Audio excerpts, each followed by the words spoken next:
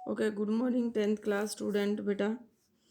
आज हम हमारे वीडियो का लास्ट पार्ट जो है संघवाद का चैप्टर नाम जो आपका है वो है संघवाद, इसका लास्ट पार्ट कर रहे हैं। आज हम बात करेंगे कि जो संघीय व्यवस्था वो कैसे चलती है। ठीक है, तो भारत में लोकतंत्रीय व्यवस्था है और आप सभी जानते हैं कि भारत के अंदर बहुत सारे धर्मों जातियों को मानने वाले लोग रहते हैं। तो इतनी सारी विविधता हो जाने के बाद भी भारत किस तरह से अपनी संघवादी व्यवस्था को चलाए हुई है। इतने सारे अलग अलग स्टेट्स होने, भाषा के आधार पर वगैरह होने के बाद भी हम विविधता में एकता को बनाए रखने में सफल हुए हैं। हम अभी तक जो लगभग 70-71 साल से हम एकता को बनाए रखने में कामयाब हुए हैं। तो वो उसका कारण क्या है? उसका मेन रीज़न जो है, मेन कारण जो है वो ये है कि हमने अपने देश के अंदर जो अधिकार हैं वो अलग अलग हिस्सों में बांटे हुए हैं। हमने अपने यहाँ पर 3 सूचियों के अनुसार अपनी सरकारों को जो उनके अधिकार हैं वो डिवाइड की हुई हैं। तो पहला जो हमने किया था वो केंद्र सरकार के अधीन यानी कि केंद्रीय सूची के अकॉर्डिंग। दूसरा हमने राज्य सूची यानी कि राज्य सरकारों के जो अधिकार हैं। और तीसरा हमारा जो था पंचायती नहीं बोलेंगे उसको, हम उसको बोलेंगे हम समवर्ती सूची। समवर्ती सूची में क्या होता है कि केंद्र और राज्य सरकारें दोनों उस पर अपने अपने जो हैं कानून बना सकती हैं। ठीक है, और मैंने अलग अलग पार्ट्स में आपको बताया था कि केंद्र सरकार के कौन कौन से काम हैं जिसमें अधिकार है उनको कानून बनाने का। तो जैसे मैंने आपको बताया था, विदेशी मामले हो गए, आपके बैंकिंग सिस्टम हो गया, फिर आपका जो संचार प्रणाली हो गई। ठीक है, तो इस तरह से राज्य सरकारों के भी मैंने बताए थे आपको, जैसे व्यापार से रिलेटेड है, कृषि से रिलेटेड है, सिंचाई से रिलेटेड है, उद्योगों से रिलेटेड है, व्यापार से रिलेटेड है। फिर समवर्ती सूची में मैंने आपको बताया था कि वन से रिलेटेड है, शादी ब्याह से रिलेटेड है। ठीक है, तो इस तरह से या गोद लेने की जो व्यवस्था है उससे रिलेटेड है। तो इन पे दोनों जो केंद्र और राज्य सरकार है वो मिलके कानून बना सकती है।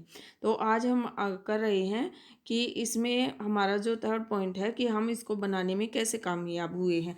क्योंकि आपने जैसे बेल्जियम का उदाहरण लिया, श्रीलंका का उदाहरण लिया, तो उसके अकॉर्डिंग आपने देखा कि यहाँ ये जो व्यवस्थाएं हैं वो किस तरह से सफल हो, उनके बीच में मतभेद जो हैं वो कैसे उत्पन्न होते रहे और बीच बीच में वहाँ गृह युद्ध जैसी क्यों उत्पन्न होती रही।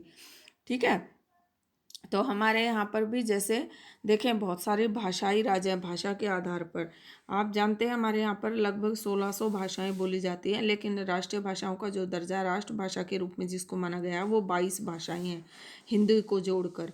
ठीक है, हिंदी को हमने राजभाषा के रूप में एक्सेप्ट किया है और बाकी 21 भाषाएं ऐसी हैं कि आप हिंदी में अगर नहीं देना चाहते तो इन 21 भाषाओं में से किसी एक में भी आप जो हैं अपना कोई आंसर आपको देना होता है या कहीं पर आपको कॉम्पिटिटिव एग्ज़ाम में बैठना होता है तो इनमें से किसी एक भाषा का चुनाव आप कर सकते हैं।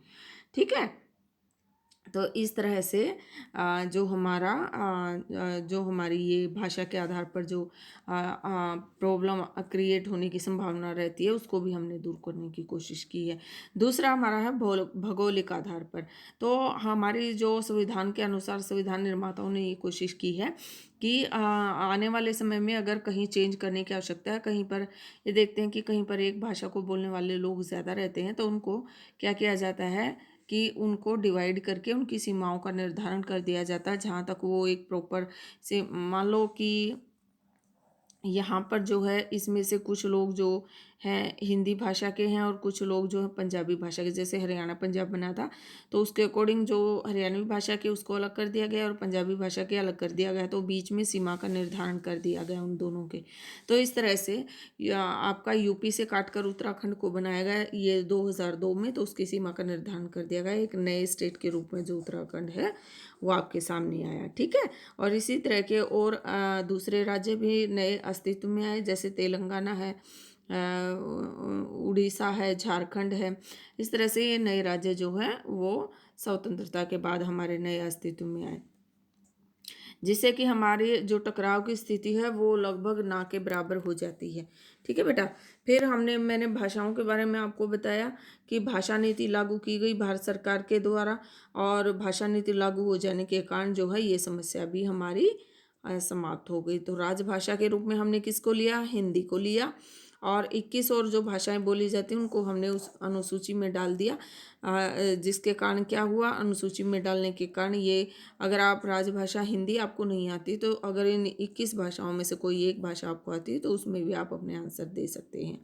इंग्लिश को कार्यालय की भाषा के रूप में एक्सेप्ट किया गया। वैसे तो ये समाप्त हो जानी चाहिए थी भारत स्वतंत्र होने के 10 साल के अंदर ही, लेकिन चूंकि बहुत सारे ऐसे प्रदेश हैं जैसे दक्षिण के जो जो हिंदी नहीं जानते हैं वो अपनी भाषा और इंग्लिश में जो है वो बात कर सकते हैं, इसलिए इंग्लिश भाषा को जो है अभी तक हमने अपनाया हुआ है। दूसरा है कि केंद्र और राज्यों के बीच में जो संबंध है उनको इसके कारण, भाषा नीति के कारण भी जो केंद्र व राज्यों के बीच में संबंध है वो बहुत अच्छे रहे हैं और लगातार उनको सुधारने की कोशिश की गई है। ठीक है, तो इस तरह से 1950 और जो 55 में जो सरकार राज्य में थी वही केंद्र में थी, और जो जो उसके बाद क्या होना शुरू हो गया था कि जो सरकारें राज्यों में जो हैं वो चेंज होना शुरू हो गई थी, और केंद्र में जो है दूसरे पार्टी की जो सरकार थी, इसके कारण भी जो है थोड़ा सा आपस में जो सामंजस्य बनाए रखना है वो आसान हो गया, जिसके कारण जो है हमारे देश के अंदर जो संघवादी व्यवस्था है उसको कोई खतरा नहीं है, और लगातार हम उसको जो है बनाए रखने में सक्षम हुए हैं। और इसका बनाए रखने का एक ही रीज़न है कि हमने जो पावर है उसको अलग अलग हिस्सों में डिवाइड कर दिया है। ठीक है बेटा, आई थिंक आपको समझ में आ गया होगा यहाँ तक। ये लास्ट वीडियो है इस चैप्टर का। Okay, thank you. Have a nice day.